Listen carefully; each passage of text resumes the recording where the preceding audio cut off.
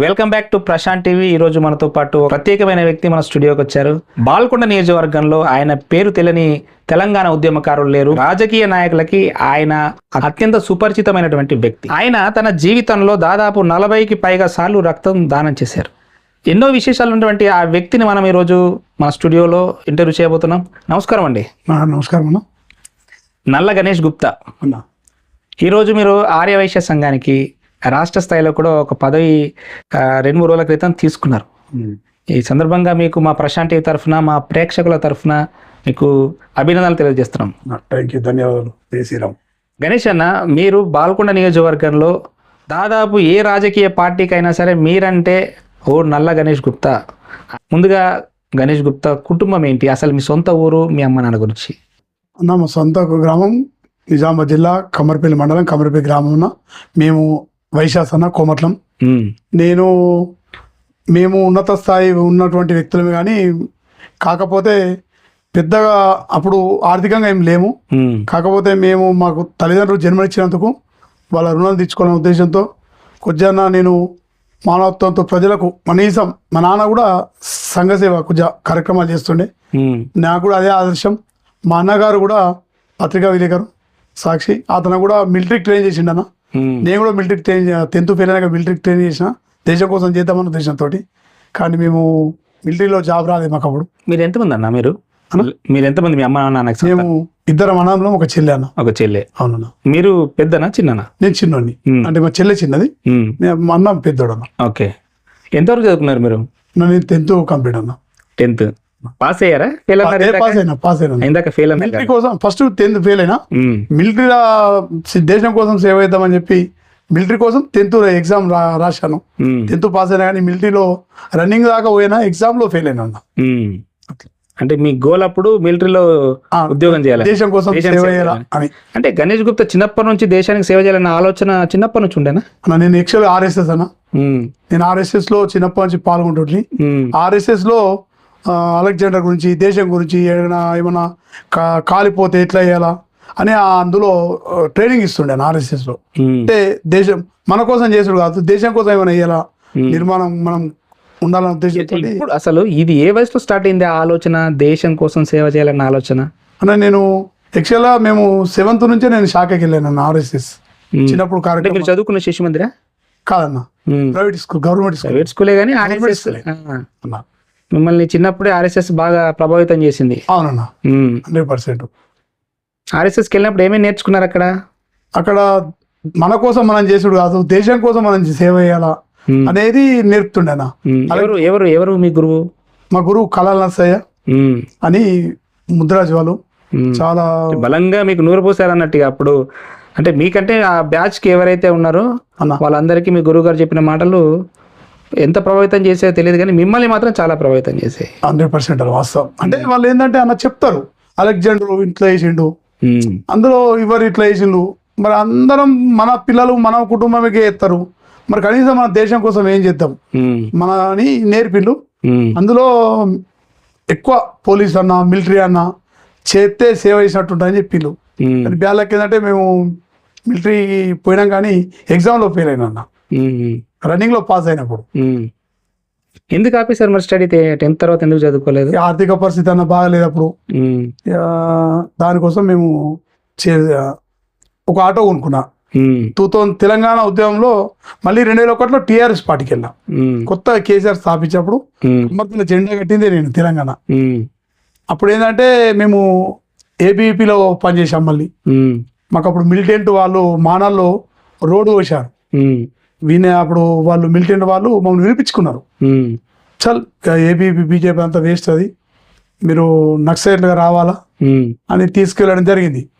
తీసుకెళ్ళడం జరిగితే అప్పుడు వినోద్ అన్న ఉండే దళనాయకుడు.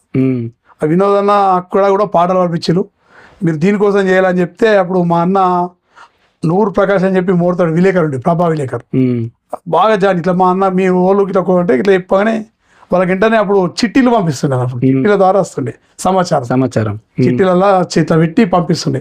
అప్పుడు మా అన్నగారికి ప్రకాశం పంపిస్తే నన్ను పిలిపించుకున్నారు అన్నప్పుడు. పోవద్దు, అందులో బాగుండని చెప్పి రాగానే నేను వినోదానికి చెప్పిన పాపాలు నేను వచ్చేసాను.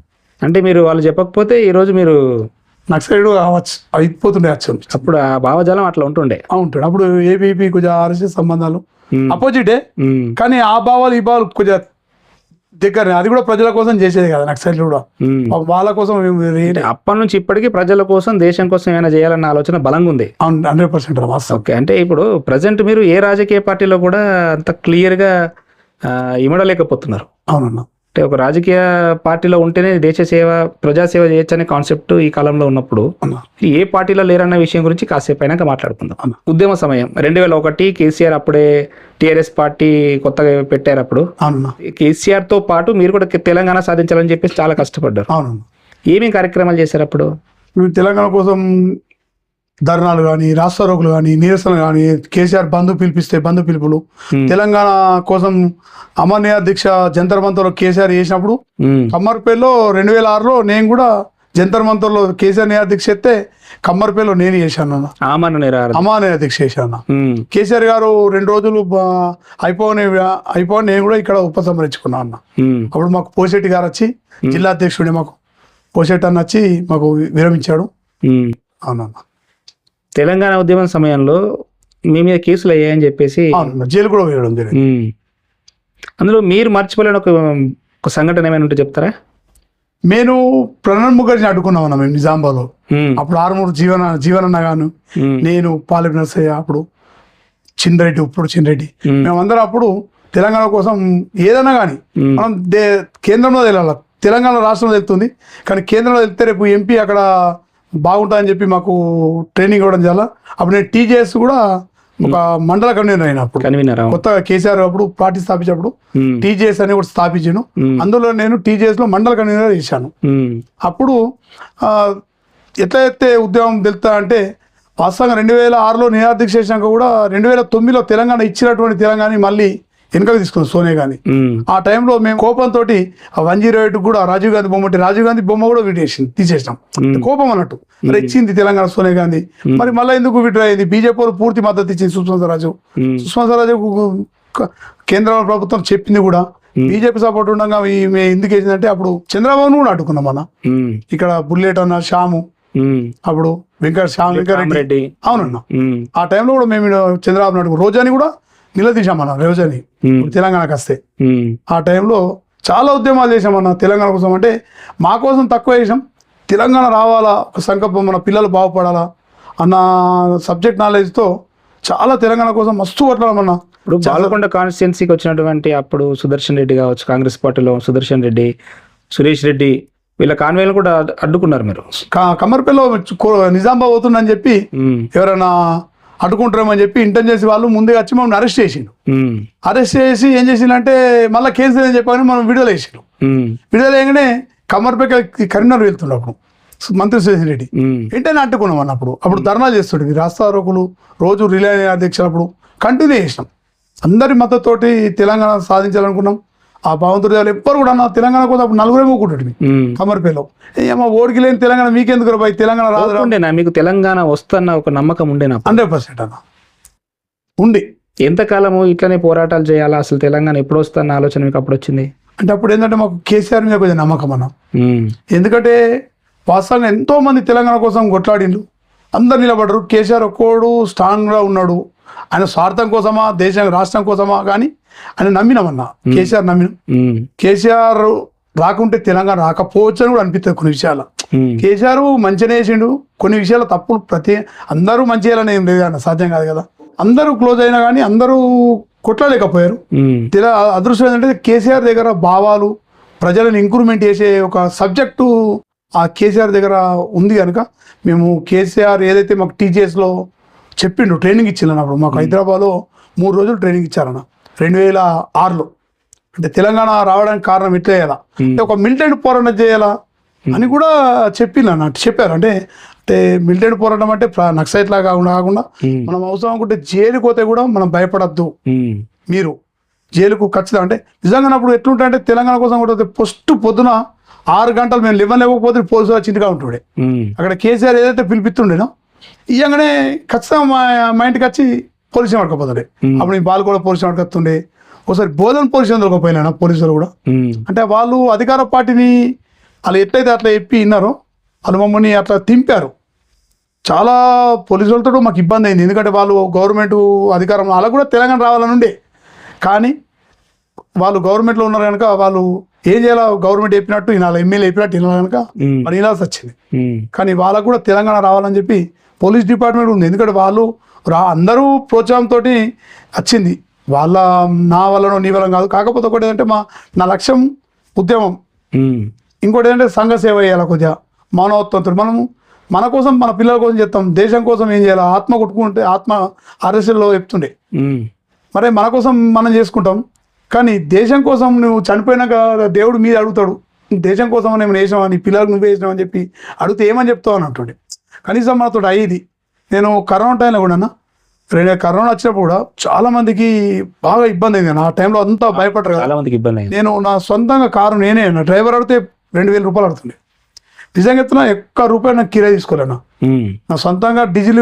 కొంతమంది ఒక ఇద్దరు మాత్రం డీజిల్ ఫుల్ ట్యాంక్ వేసిచ్చాను, ఎందుకంటే వాళ్ళు కిరాయి తీసుకోపోలేరు పాపం. వాళ్ళు నాకు అరే నువ్వు ఇంత మంచి సేవ ఎత్తున్నావు అని చెప్పి ఫుల్ చేయించి. ఏం చేశారు సేవ కార్ ద్వారా?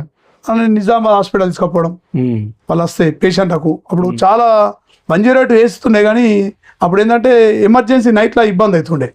మా కమ్మరిపల్లిలో ఒక 4-5 కరోనాతో చనిపోయినా, ఎవ్వరు కూడా రాకపోతుండే, చాలా దుఃఖం వస్తుండే, అరే అమ్మా ఇదేందిరా అనిపిస్తుండే. నాకు కూడా కరోనా వచ్చింది, నేను మాస్క్ పెట్టుకొని పోయినా, నాకు కూడా చిన్న పిల్లలు, అది వస్తే దుఃఖం వస్తుంది ఇక ఆ టైంలో. రిలాక్స్.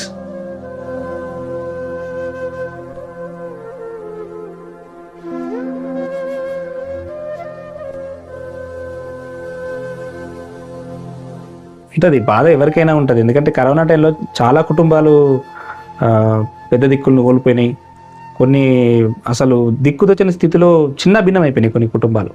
నిజంగా అప్పుడు ఏఎన్ఎంలు చాలా గవర్నమెంట్ హాస్పిటల్ డాక్టర్లు కూడా చేస్తే వాళ్ళని చూసి మేము ఇంప్రూవ్ అవుతుంది. గాలి ఎత్తులు మనం ఎందుకు ఎత్తు, వాళ్ళు జీతం అంటుండే, అరే వాళ్ళు జీతం తీసుకుంటూ చేస్తారా అంటుండే మనం కూడా, కానీ అద్దు మనతో ఏది చేద్దామని చేయడం జరిగిందన్న. ఇవి ఇంత సంఘ సంస్కర్తగా వీళ్ళనంత ప్రజాసేవ చేయాలన్న ఆలోచన మీకున్నప్పుడు, మొత్తానికైతే తెలంగాణ ఉద్యమం తర్వాత 2014లో మనకు తెలంగాణ వచ్చింది, కేసీఆర్ గారి ద్వారానే తెలంగాణ వచ్చింది అని మీరు అంటున్నారు. ఓకే, తెలంగాణ వచ్చిన తర్వాత మీరు కేసీఆర్ని ఎప్పుడైనా కలవాలన్న ఆలోచన వచ్చిందా మీకు? కలిసిరా మీరు? కేసీఆర్ నాకు టైం ఇచ్చిండు, ఇంటికి పోయినా కలిసిన 2 సార్లు.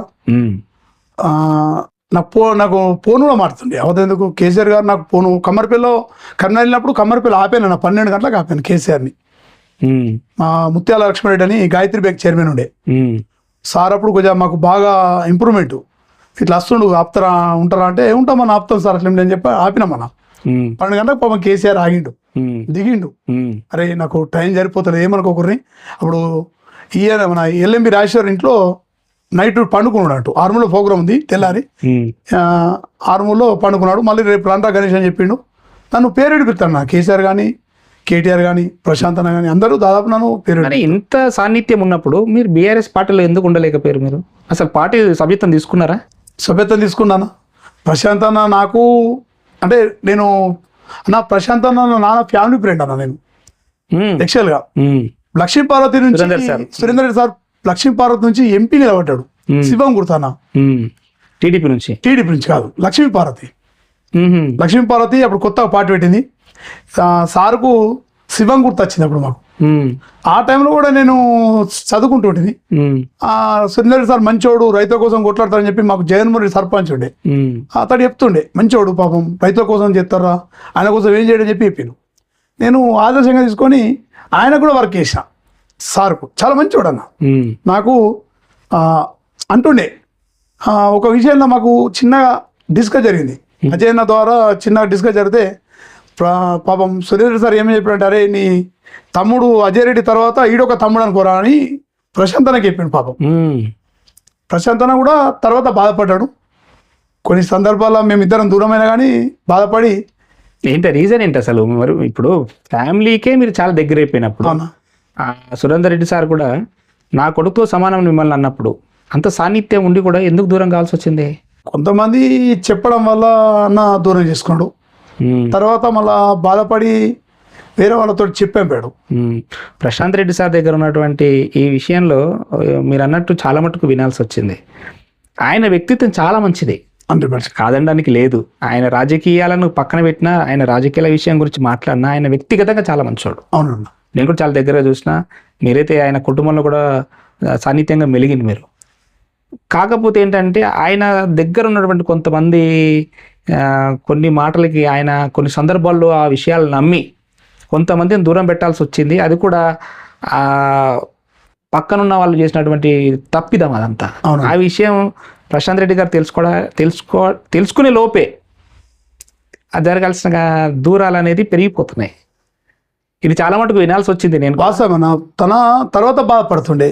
ఇక కొద్దిగా ఏంటంటే చెప్పే లోకల్ లీడర్లు ఒకరికి 2 చెప్తారన్న, వాళ్ళు నమ్మద్దు, వాళ్ళు అవసరం అంటే ఎంక్వైరీ చేయాలి. నిజానికి ప్రశాంత్ రెడ్డి మీద ఈ విషయంలో ఆయన విచక్షణ, ఏది మంచి ఏది చెడన్న విషయంలో ఆయన అల్టిమేట్గా నిర్ణయాలు తీసుకునేవాళ్ళు. కాకపోతే ఇలాంటి విషయాల్లో మీలాంటి వాళ్ళని కూడా కోల్పోవడం పార్టీకి అప్పుడు కాస్త ఇబ్బందికరంగా ఉంటుండే. అవును, అట్లా అతను దూరం చేయడం వల్ల అప్పుడే కొత్తగా సునీల్ రెడ్డి గారు మా జాగృతి తరపు నుంచి వచ్చాడు.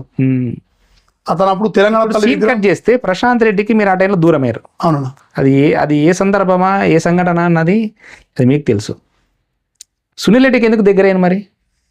సునీల్ రెడ్డి కూడా అటాచ్మెంట్ ప్రశాంత్ అన్న తోటి ఎట్లా ఫ్యామిలీ ఫ్రెండ్ అయినా, సునీల్ అన్న కూడా అలా. సునీల్ రెడ్డి ఒకప్పుడు ప్రశాంత్ రెడ్డి ఫ్యామిలీ దగ్గరి బంధువులాగా కాదన్న, వాళ్ళకు వీళ్ళకు ఫ్యామిలీ పరిచయాలు రిలేషన్ దూరంకెళ్ళి చుట్టాలంతే. కాకపోతే ఒకటి అంటే సునీల్ అన్నతోటి అప్పుడు పార్టీ విడిపోయాను, టీఆర్ఎస్కి వెళ్ళి నన్ను టీఆర్ఎస్లో ఇబ్బంది పెట్టగానే నేను సునీల్ రెడ్డి జాగృతి కవితక నుంచి రాగానే మళ్ళీ జాగృతికి వెళ్ళిపోయాను.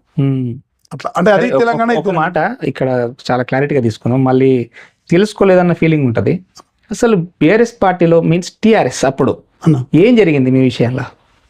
ఎక్సెల్ విషయంలో ఏముందన్న, అప్పుడు మా కవితకు వచ్చింది, నాకు జాగృతి చేసింది.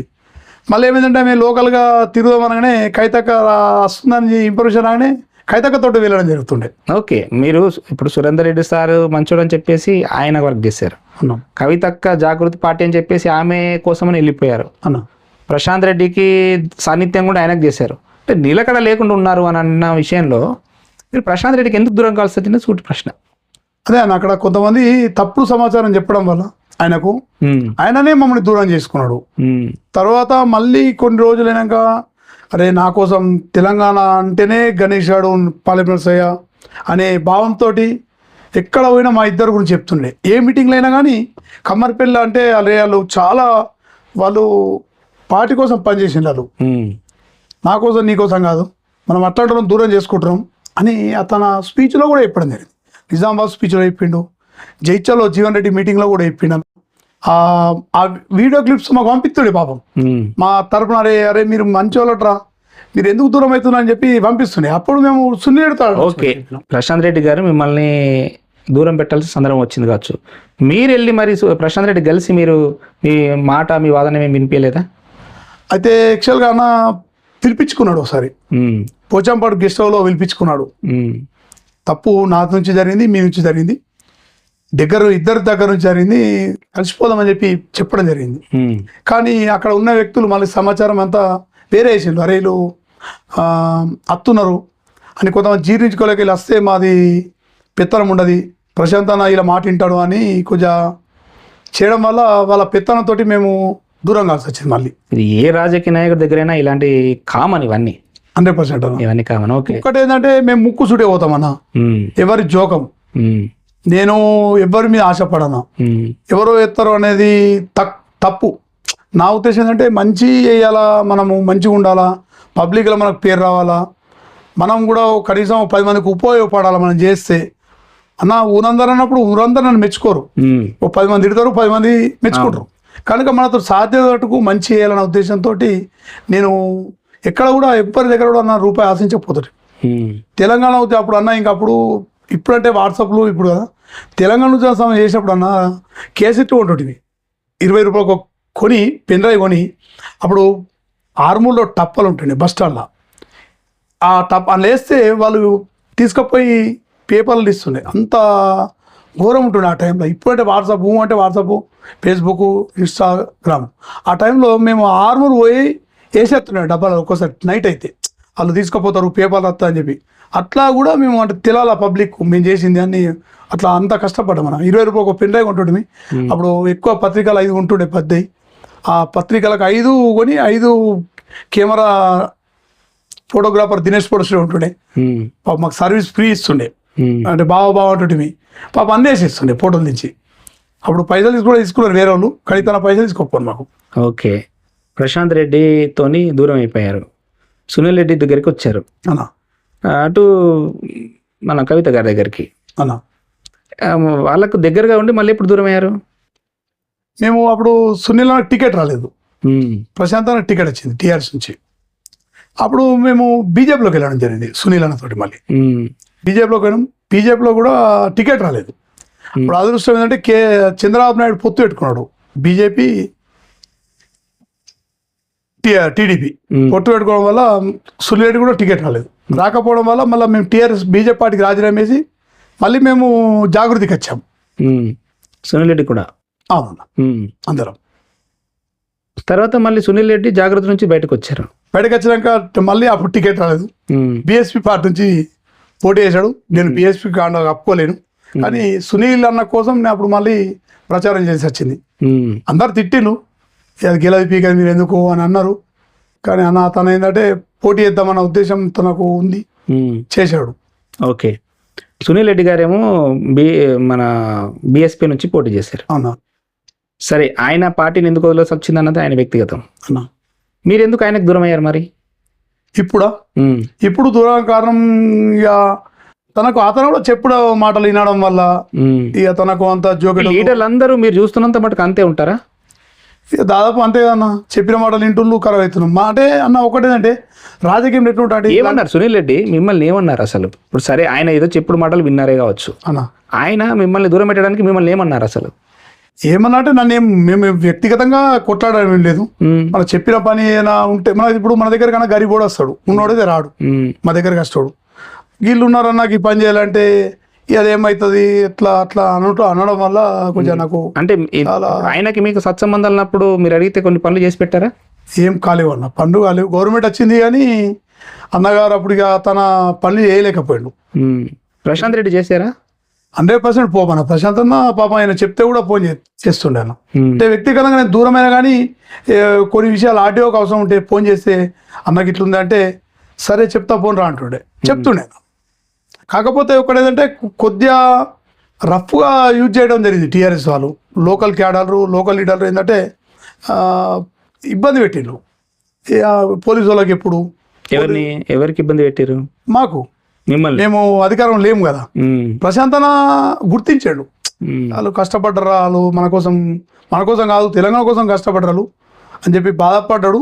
మమ్మల్ని పిలిపించుకున్నాడు కానీ మళ్ళీ మేము మా పక్క పెట్టగానే మేము దూరం అయిపోయినాం. మళ్ళీ సునీల్ అన్నతో వెళ్ళడం జరిగింది. ఇక సునీల్ అన్న కూడా మంచి వ్యక్తే, అతను కూడా కాదని కాదు, తను చెప్పుల మాటలు విని దూరం చేసుకుంటుండు. వాస్తవంగా అలాగానే చాలా మంది వాస్తవంగా ఏంటంటే సునీల్ అన్న దగ్గర ఉన్న వాళ్ళు మంచి వాళ్ళే ఉన్నారు, అందరు దూరం అవుతున్నారు. అంటే అతను ఏంటంటే నెగ్లెక్ట్ చేస్తాడు, ఏంది అందరి సమానం చూడాలా అంటాడు కానీ ఎమ్మడైనటువంటి సమానం చూడాడు. అది ఉంది అతని దగ్గర. ప్రజెంట్ ఇప్పుడు మీరు ఎవరికి దగ్గరగా లేరు? నేను ఎవరికి దగ్గర లేను యాక్చువల్గా. సునీల్ రెడ్డికి దూరం అయ్యారు అన్న, ప్రశాంత్ రెడ్డికి దూరం అయ్యారు. కవిత కొత్త పార్టీ పెట్టింది అన్న. ఒకవేళ కవితమ్మ మిమ్మల్ని పార్టీలోకి ఆహ్వానిస్తే మీరు వెళ్తారా? వెళ్ళామన్నా. హిందుత్వ భావాలనే అన్న మా దగ్గర. రైట్, హిందుత్వం అన్నారంటే బీజేపీలోకి వెళ్తారా? బీజేపీలోకి వెళ్ళాలని ఉంది కానీ నేనేమనుకుంటా అంటే అసలు దేశం కోసం ధర్మం కోసం బీజేపీ అని చెప్తున్నాం కానీ ఇక్కడ ఏంటంటే లీడరు బాగా లేక ఇబ్బంది అవుతుంది. ఓకే, రేపన్నాడు ఒక మంచి లీడరే వచ్చిండు అనుకుందాం. ఇంతకాలం మీకు జరిగినటువంటి సంఘటనల విషయంలో అప్పుడు కూడా బీజేపీలో ఆ లీడర్కి చెప్పుడు మాటలు ఎవరైనా చెప్తే అప్పుడు కూడా మీరు దూరం అవుతారా? ఏం చేయమన్నా, ఏం చేద్దాం గిట్లా. ఇప్పుడు నేను ఏ పార్టీ లేను, 1 year సంవత్సరం నేను ఏ పార్టీకి సపోర్ట్ లేదు. ఒక ఏంటంటే మనం ఏమన్నా కానీ ప్రజలకు చేద్దామని ఉద్దేశం అంతే. పార్టీలు ఏమన్నా పార్టీలు వస్తాయి పోతాయి. వాస్తవంగా మనం ఏదైనా మనతో అయ్యేది చేయాలన్న మన దగ్గర కష్టాలు గరీబోలు ఏంటంటే ఈ పార్టీలు ఎందుకు మన లీడర్ కావాల్సి అంటే పోలీసులో కానీ ఎంఆర్ ఆఫీస్లో ఆర్టీ ఆఫీస్లో కలెక్టర్ ఆఫీస్లో కావాలంటే లీడర్ చెప్తేనే చేస్తారు కదా. ఆ ఉద్దేశంతో ఈ పార్టీలో పోవడం కానీ తప్ప పార్టీ లేకుండా మనం పని చేసుకోవచ్చు అన్న. మనం నోరుతోటి ఆఫీసర్లు కూడా అధికారులు కూడా అత్త మూర్ఖులేం కాదు, చేస్తారు.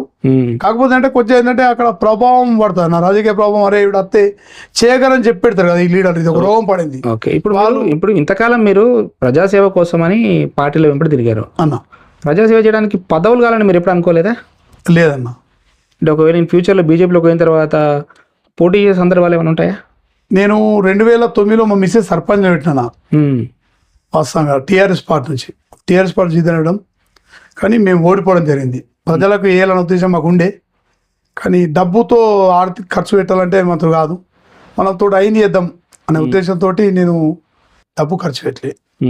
అంటే ఫ్యూచర్లో కూడా మీరు ప్రత్యక్ష రాజకీయాలకు దిగరు, ఇంకా దిగలేదు, పోటీ చేయరు, ఇంకా పోటీ ఏం చేయమన్నా. మనకి ఎందుకన్నా రాజకీయం, ఓన్లీ సేవ.